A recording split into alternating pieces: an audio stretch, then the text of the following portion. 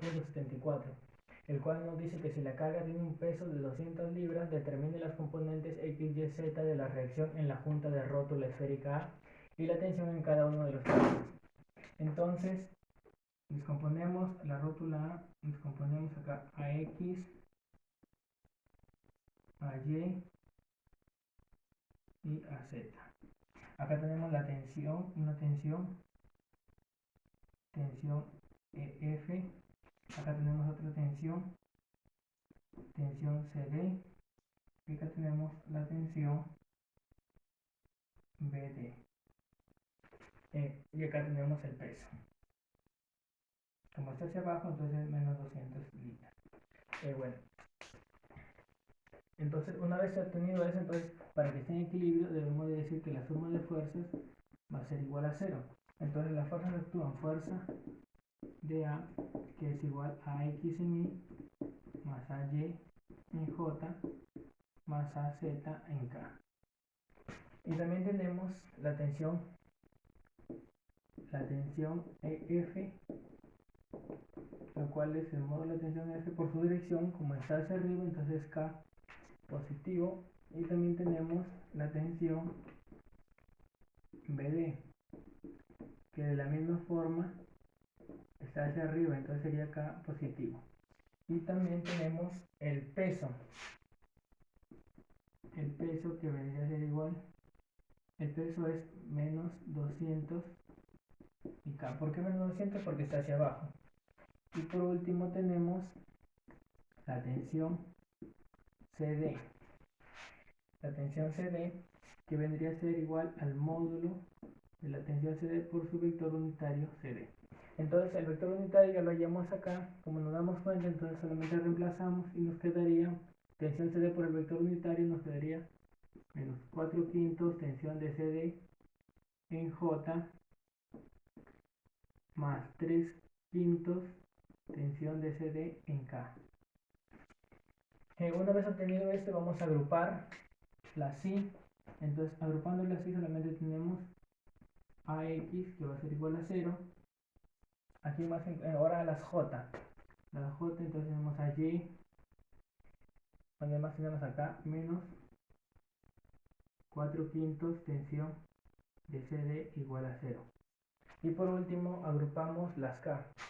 Acá tenemos a Z más tensión EF más tensión BD menos 200 más 3 quintos tensión CD igual a 0. Bueno, ahora continuamos con la sumatoria del momento con respecto al punto A. Tiene que ser igual a 0 para que esté en equilibrio. Entonces decimos sumatoria de momentos con respecto al punto A es igual a 0. Entonces todos los momentos que van a existir van a ser el momento en el punto A con respecto a la fuerza, con respecto a la tensión EF. Porque si nos damos cuenta en la fuerza A no va a haber momento.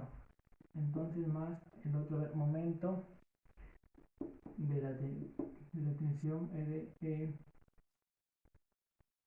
BD con respecto al punto A más el momento del trabajo con respecto al punto A más el momento de la tensión CD con respecto al punto A. Y todo esto vendría a ser igual a 0. Entonces esto también ya lo hemos desarrollado acá para hacerlo más rápido. Entonces momento de A con respecto a la tensión de EF, que es igual a distancia por la fuerza, lo cual vectorialmente nos ha dado 4 tensión EF en Y menos 2 tensión EF en J, más la tensión BD, que también ya lo tenemos desarrollado, lo cual nos dio 4 tensión BD en J, más el momento entre el trabajo, también está desarrollado, que nos dio 400i menos 400i más 800j, más el momento de la tensión CD, también ya lo tenemos desarrollado acá, que es 12 quintos de la tensión CD en I menos 12 quintos de la tensión CD en J menos 16 quintos de la tensión CD en K. Y todo esto igual a 0. Ahora igualmente agrupamos así. Aquí tenemos 4, tensión de EF, acá menos 400 más 12 quintos de la tensión CD, y esto igual a 0. Ahora, respecto a J tenemos menos 2 tensión EF más 4 tensión BD más 800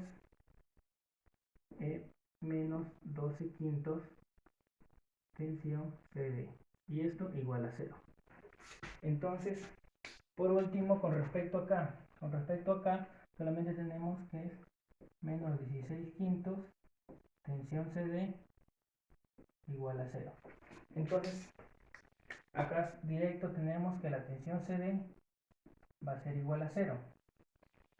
Y reemplazando acá, tensión CD igual a 0 se va.